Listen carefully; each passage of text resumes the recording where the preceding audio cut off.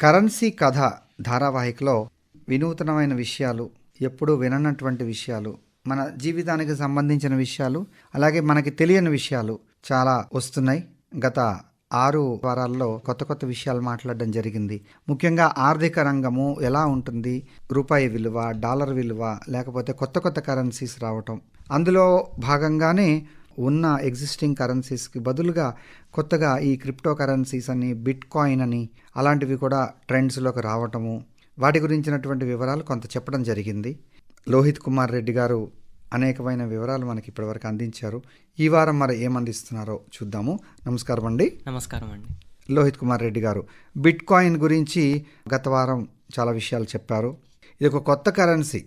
అంటే మన వాళ్ళకి డబ్బు అంటే కేవలం ఒక రూపాయి నోటు, లేదా 10 రూపాయలు 20 రూపాయల నోటు, లేదా ఒక నాణ్యం, లేదా ఒక డాలరు, ఇంకోటి ఏదో యూరో, అలాగే మనకి అవగాహనకు ఉన్నది. గత వారం మీరు చెప్పినటువంటి దాంట్లో ఈ బిట్ కాయిన్ అనేటటువంటిది ఒక ఊహాజనితమైనటువంటి ఒక మ్యాథమెటికల్ స్కోర్ లాగా ఉంది. ఈవెన్ ప్రభుత్వం కూడా దీన్ని పూర్తిగా ఎంకరేజ్ చేయట్లేదు. లీగల్ అని చెప్పలేము, కానీ ఇల్లీగల్ అని కూడా చెప్పలేము. అదే దీంట్లో ఉన్న ప్రాబ్లమ్. ఎందుకు అంటే బిట్ కాయిన్ని సింపుల్గా అర్థం చేసుకోవాలంటే మనం చూస్తుంటాం కంప్యూటర్ గేమ్స్ ఏమన్నా ఆడినప్పుడు మనకు అక్కడ స్కోర్ వస్తుంది, తర్వాత అందులో కొన్ని కాయిన్స్, కొన్ని మనీ వస్తాయి, ఇవి కొనుక్కోవడానికి, గేమ్ ఆడుకోవడానికి. సేమ్ అలాంటి ఎగ్జాంపుల్ ఇక్కడ తీసుకుందాం. ఇప్పుడు గేమ్ ఆడినప్పుడు కొన్ని కాయిన్స్ వస్తాయి. 1,00,000 మంది ఏమనుకుంటారు, ఓకే మేము ఈ కాయిన్స్లోనే ట్రాన్సాక్ట్ చేస్తాము, ఈ కాయిన్స్ తీసుకెళ్ళి నేను గేమ్ ఆడాను, నేను ఇన్ని కాయిన్స్, ఈ గేమ్ ఇక్కడ మైనింగ్ అని అనుకుందాం, బిట్ కాయిన్ మైనింగ్ అని అనుకుందాం. ఈ గేమ్ ఆడాను, నా దగ్గర ఒక 1000 కాయిన్స్ ఉన్నాయి ఈ గేమ్ ద్వారా. ఇంకొకతను సేమ్ ఇలాంటి గేమే ఆడుతున్నాడు. సో నేనేం చేస్తానంటే ఆయన దగ్గరికి వెళ్ళి, నా దగ్గర ఒక 1000 కాయిన్స్ గేమ్లో ఉన్నాయి, నువ్వు ఈ 1000 కాయిన్లు తీసుకొని నాకు 10 కేజీల టమాటాలు ఇవ్వు అని అన్నాను. ఆయన ఒప్పుకున్నాడు, ఓకే నాకు ఈ కాయిన్స్ నాకు పనికి వస్తాయి, నేను నా గేమ్లో నేను వాడుకుంటాను అని చెప్పి ఆ 1000 కాయిన్లు తీసుకొని మీకు 10 కేజీల టమాటాలు ఇచ్చాడు. అంతే. ఆ నమ్మకము అన్నది ఏదైనా ఒక గవర్నమెంట్ కానీ లేదా ఒక బ్యాంక్ కానీ సపోర్ట్ చేసే లీగల్ టెండర్ నుంచి ఆ నమ్మకం అనేది ఇక్కడ ట్రాన్స్ఫర్ అయింది. కొంతమంది వ్యక్తులు కలిసి కొత్తగా ఒక కొత్త వాతావరణాన్ని సృష్టించుకున్నారు. మేము బ్యాంకుల్ని నమ్మము, గవర్నమెంట్స్ని నమ్మము, ఎందుకంటే ఎవరు ఎప్పుడు చేతులు ఎత్తేస్తున్నారో తెలియదు. మీరు అంటే మీ యువతరం, మీ భాష అది అందరికీ పూర్తిగా అర్థం అవ్వచ్చు, అర్థం కాకపోవచ్చు. చిన్నప్పుడు చింతపిక్కలు ఆడుకునేవాళ్ళు.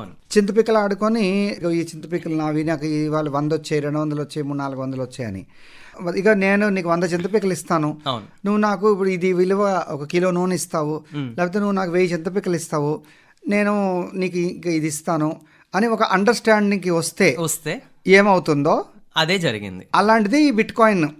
అంతే. చింతపిక్కల బదులు బిట్ కాయిన్ వచ్చింది. చింతపిక్కల బదులు బిట్ కాయిన్. ఇది కంప్యూటరు, గ్రాఫిక్స్, మ్యాథమెటిక్స్ ఫార్ములాలు దాంట్లో ఉంది, దాని వెనకాల ఉన్నాయి. ఇప్పుడు ఈ బిట్ కాయిన్ ఎందుకు ఇంకా పూర్తిగా ముందుకు వెళ్ళలేకపోతుంది, దీంట్లో ఉండే కష్ట నష్టాలు అవి చెప్పండి.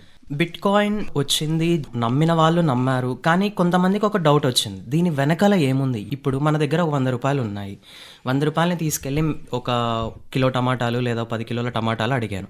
అతను గనక నేను ఇది ఒప్పుకోను, ఇది పనికి రాదు అని అతను నాతో అన్నాడు అనుకోండి, నేను రిజర్వ్ బ్యాంక్ దగ్గరికి వెళ్ళి అడగచ్చు అని నేను ఒకరిని క్వశ్చన్ చేయడానికి ఉంది.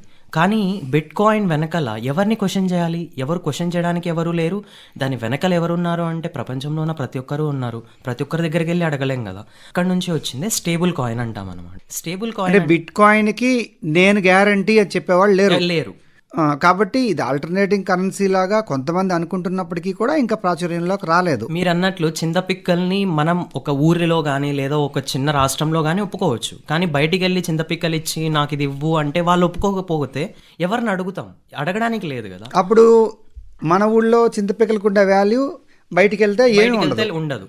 అలాగే బిట్ కాయిన్ కూడా ఒప్పుకునే వాళ్ళు లేకపోతే దాని విలువ లేనట్లే, అంతే, యాజ్ సింపుల్ యాజ్ దట్. దానివల్ల ఏం జరిగింది, కొన్ని ఆర్గనైజేషన్లు, కొన్ని నాన్ బ్యాంకింగ్ ఫినాన్షియల్ కార్పొరేషన్స్ వీళ్ళు ఏం చేశారు అంటే, ఇప్పుడు మనం పేటిఎం లేదా ఫోన్పే వాలెట్లో అని అంటుంటాం, ఏం చేస్తాము, అందులోకి మన బ్యాంక్ అకౌంట్లో నుంచి కొంచెం డబ్బు కట్ చేసి దాన్ని మన వాలెట్లోకి వేసుకుంటాం, ట్రాన్సాక్షన్లు ఈజీగా జరగడానికి. ప్రతిసారి బ్యాంక్ దగ్గరికి వెళ్ళి ఒక ట్రాన్సాక్షన్ అనేది చేశాము అంటే అది బ్యాంక్ గేట్వే ద్వారా వెళ్తుంది. అంటే బ్యాంక్ దగ్గరికి వెళ్ళి బ్యాంకులో ఈయన అకౌంట్లో డబ్బులు ఉన్నాయి ఉన్నాయా అని చెప్పి ఒక వెరిఫికేషన్ జరిగి, ఆ తర్వాత అటుపక్క అకౌంట్ ఉందా లేదా అని ఒక వెరిఫికేషన్ జరిగి బ్యాంక్ ద్వారా ఆ ట్రాన్సాక్షన్ జరుగుతుంది. ఆ వెనకల NPCI, national payments corporation of India, ఈ నెట్వర్క్ అంతా మేనేజ్ చేస్తుంది. కానీ తర్వాత Paytm wallet, PhonePe wallet, Google pay wallet వచ్చాయి. అక్కడ ఏం చేస్తున్నాము, ప్రతిసారి ఈ ట్రాన్సాక్షన్ లేదా ప్రతిసారి యూపీఐ పిన్ ఇదంతా చేయకుండా కొంచెం డబ్బుని మనం ఏం చేస్తున్నాం, మన వాలెట్లో ట్రాన్స్ఫర్ చేసుకొని ఇమ్మీడియట్గా ఊరికే స్కాన్ చేసి యాక్సెప్ట్ చేసిన వెంటనే ఈ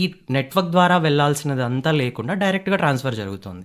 దాన్నే ఒక రకంగా మనం స్టేబుల్ కాయిన్ అని కూడా అనొచ్చు. ఎందుకంటే వాలెట్లో ఉన్న ప్రతి రూపాయికి వెనుకల ఒక అసలైన రూపాయి ఉంది. ఆ రూపాయిని ఎవరు సపోర్ట్ చేస్తున్నారు? Reserve bank of India support చేస్తుంది. అలానే సేమ్ ఇప్పుడు మనం మామూలుగా వాడే ఫోన్పే, గూగుల్ పే, పేటిఎం వాలెట్లు ఆ ట్రాన్సాక్షన్స్లో కానీ వాలెట్లో డైరెక్ట్గా రూపాయలు వేస్తాం. విడిగా 2000, 3000 వేసుకుని వాలెట్ వాడతాం. దానికి ఉంటుందా?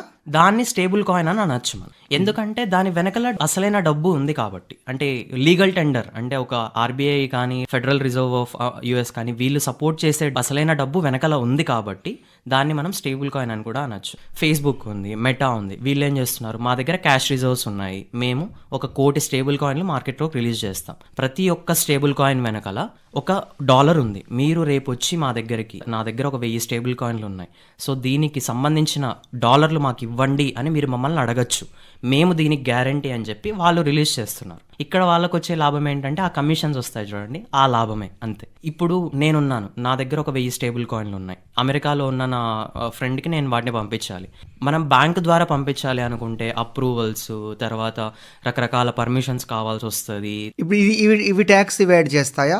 ట్యాక్స్ ఎవేడ్ చేయడము అనడం కన్నా ఈ నెట్వర్క్లోంచి వెళ్లకుండా డైరెక్ట్ ట్రాన్స్ఫర్ జరుగుతుంది అనుకోవడం కరెక్ట్ అవుతుంది. ట్యాక్స్ ఎవేడ్ ఉండదు, ఎందుకంటే ఇవి ట్రాక్ అవుతున్నాయి, ఎవరో ట్రాక్ చేస్తున్నారు, తర్వాత వాళ్ళు దాన్ని గవర్నమెంట్కి ఇస్తారు ఇవ్వడం అయితే. కానీ మనకి ఇక్కడ ఏంటి, ఎఫిషియన్సీ అనేది వచ్చింది. తర్వాత నమ్మకము అనేది ముక్కుమొహం తెలియని వాళ్ళని లేదా వెనకలు ఎవరున్నారో తెలియని బిట్ కాయిన్ కన్నా ఇక్కడ ఒక ఆర్గనైజేషన్ కానీ లేదా ఒక గవర్నమెంట్ కానీ వెనకల ఉంది అని ఒక నమ్మకం మళ్ళీ వస్తుంది అనమాట. 2008 తర్వాత ఇంతవరకు ఈ స్టేబుల్ కాయిన్లు అన్నవి అలా పనిచేస్తుంది. అంటే నాకు అర్థం కానిది ఏంటంటే మళ్ళీ పాత వాళ్ళే దీనికి అన్నీ ఉన్నప్పుడు మళ్ళీ ఓల్డ్ సిస్టమే కంటిన్యూ అయితే పోతుంది కదా. మళ్ళీ కొత్తగా దీనివల్ల కోలింగ్ స్పీడ్ కొంచెం పెరుగుతుంది, ఎఫిషియన్సీ పెరుగుతుంది. బ్యాంకుల్ని నమ్మేది ఇప్పుడు ఆర్గనైజేషన్లు కూడా నమ్ముతున్నాం. ఇంతకుముందు ఆర్గనైజేషన్లు ఈ మనీ ట్రాన్సాక్షన్లోకి రాలేదు, బ్యాంకులు మాత్రమే డబ్బులు పెట్టుకొని దాన్నే తిప్పేవి. ఇప్పుడు బ్యాంక్ ఏం చేస్తుంది, ₹1000 వచ్చింది అనుకోండి, దాన్ని 4 వడ్డీకి ఇచ్చి దాని ద్వారా మనీ జనరేట్ చేసుకునేది. ఇప్పుడు వీళ్ళు ఏం చేస్తున్నారు, మీరు మా స్టేబుల్ కాయిన్స్ వాడండి, దాని ద్వారా మా కమిషన్లు వస్తాయి, మేము దాన్ని మా లాభాల్లో పెట్టుకుంటాం. కానీ మీరు ఏ రోజైతే వచ్చి ఈ స్టేబుల్ కాయిన్ నాకు ఇచ్చి నాకు ఏదో ఒకటి కావాలి అంటే నేను ఆ రోజు ₹1 కానీ $1 కానీ ఏదైనా కూడా నేను ఇస్తాను అని చెప్పి, మళ్ళీ అది కూడా నమ్మకమే కదా. నమ్మకమే. ఒక దగ్గర నమ్మకం పోయింది, ఇంకో కొత్త నమ్మకం వెతుక్కుంటున్నాం. బట్ ఇక్కడ కూడా మళ్ళీ వాళ్ళు కూడా ఇదివరకు డాలర్లు మేము ఇవ్వలేము అన్నవాళ్ళు ఒకళ్ళు, బంగారం మేము ఇవ్వము అన్నవాళ్ళు ఒకళ్ళు. అలాగే వీళ్ళు కూడా రేపొద్దున స్టేబుల్ కాయిన్స్ ఇస్తే డాలర్లు కావాలి, డబ్బులు కావాలి అని అన్నాము, నేను ఇవ్వలేను అని అంటే మళ్ళీ సేమ్ పొజిషన్ అవుతుంది. అదే నమ్మకం ఎక్కడైతే బ్రేక్ అవుతుందో ఆ రోజు కొత్త రకమైన కరెన్సీ. మరి ఇలాంటి పరిస్థితుల్లో ఆ స్టేబుల్ కాయిన్ రావాల్సిన అవసరం ఏంటి? ట్రాన్స్ఫర్స్, ఎఫిషియన్సీ, గవర్నమెంట్ నుంచి లేదా ఇన్స్టిట్యూషన్స్ నుంచి ఉన్న ఒక బ్యాకింగ్ కోసం అని చెప్పి స్టేబుల్ కాయిన్స్ వచ్చాయి. బిట్ కాయిన్ కి వీటికి కూడా రిలేషన్ ఉంటుందా? బిట్ కాయిన్స్ లో ఉన్న అతిపెద్ద ఇంపార్టెన్స్ ఏంటి అంటే డిజిటల్ లెడ్జర్ టెక్నాలజీ. అంటే 1000 మంది ట్రాన్సాక్షన్ ని వ్యాలిడేట్ చేస్తున్నారు. మన మధ్య ఒక ట్రాన్సాక్షన్ జరిగింది అంటే ఇంతకుముందు ఏం జరిగేది, అది బ్యాంక్ ద్వారా బ్యాంక్ వ్యాలిడేట్ చేసి ఓకే ఇతని అకౌంట్లో డబ్బు ఉంది, ఆయన అకౌంట్లోకి డబ్బు వెళ్ళాలి కాబట్టి నా ద్వారా వెళ్తుంది అని చెప్పాం. ఇప్పుడు బిట్ కాయిన్ వచ్చినప్పుడు లేదా డిజిటల్ లెడ్జర్ టెక్నాలజీ అనేది వచ్చినప్పుడు బ్యాంక్ అనేది పక్కకి వెళ్ళిపోయి ఎవరి వ్యవస్థ వాళ్ళు కొత్త వ్యవస్థ క్రియేట్ చేసుకున్నారు. బ్యాంక్ బదులు ఆ 1000 కంప్యూటర్లు ఈయన అకౌంట్లో డబ్బు ఆయన అకౌంట్లో ట్రాన్స్ఫర్ అయింది అని చెప్పి వీళ్ళు వ్యాలిడేట్ చేయడం మొదలైంది. దాని ద్వారా కొంచెం సెక్యూరిటీ పెరిగింది, ఫ్రాడ్ అనేది తగ్గింది. ఈ టెక్నాలజీని వాడి వీళ్ళు స్టేబుల్ కాయిన్ అనేది తీసుకొచ్చారు ఇన్స్టిట్యూషన్స్. అయితే ఇప్పుడు ఈ బిట్ కాయిన్ దగ్గర గవర్నమెంట్ మరి ఎందుకు దీన్ని మేము సపోర్ట్ చేయలేకపోతున్నాము అంటే మీరు ఎక్కువ బ్యాకింగ్ చేయలేము, తర్వాత ఎక్కువగా ట్యాక్సెస్ అవి విధించడం అట్లా చేశారు.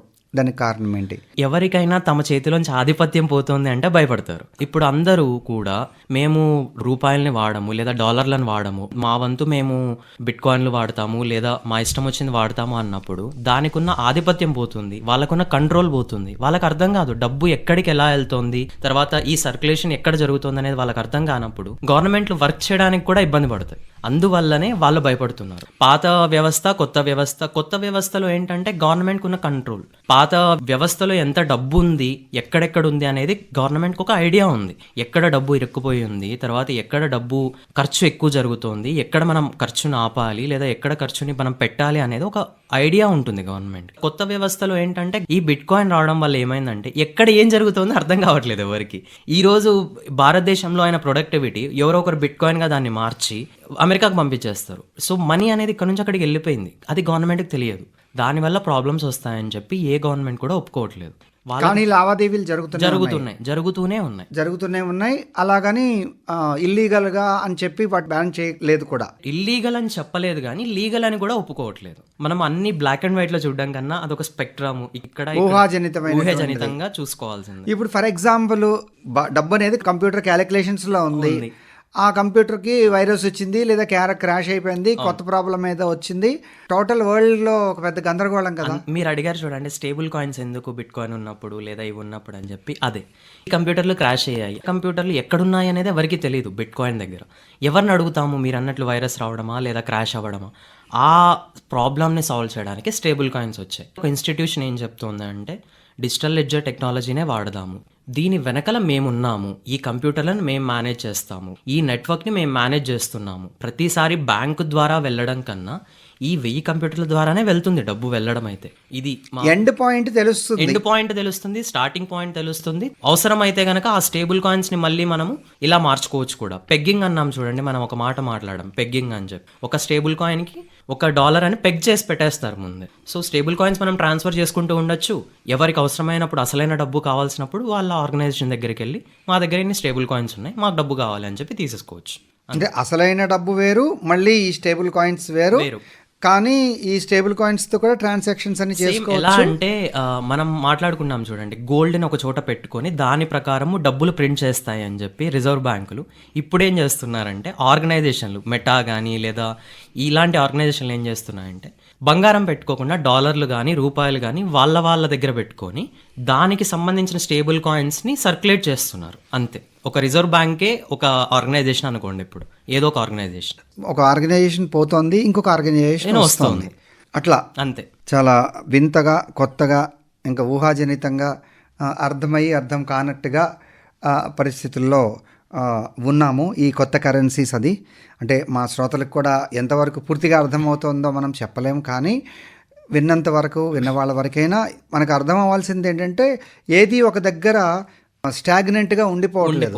ఇప్పుడు ఒక చెరువుకి నదికి తేడాలాగా, చెరువులో నీళ్ళు ఎక్కడికి వెళ్ళవు, అక్కడే ఉంటాయి. కానీ నది పారుతూనే ఉంటుంది, ఎక్కడ నది జలము ఒక దగ్గర ఉండదు. అలాగే ఈ కరెన్సీలు, ఈ వ్యవస్థ ఇదంతా నిరంతరము ప్రయాణిస్తూనే ఉన్నది, కొత్త పుంతలు తొక్కుతూనే ఉన్నది. అందులో ఇప్పుడు మీరు చెప్పేటటువంటివి ఏంటంటే లేటెస్ట్ వెర్షన్స్. అవును. మరి ఈ గవర్నమెంట్ కూడా డిజిటల్ ఎకానమీ అని కొత్తగా మన గవర్నమెంట్ కూడా బడ్జెట్లో అది ప్రస్తావన తీసుకొచ్చి వాటి గురించి కూడా మాట్లాడుతుంది కదా.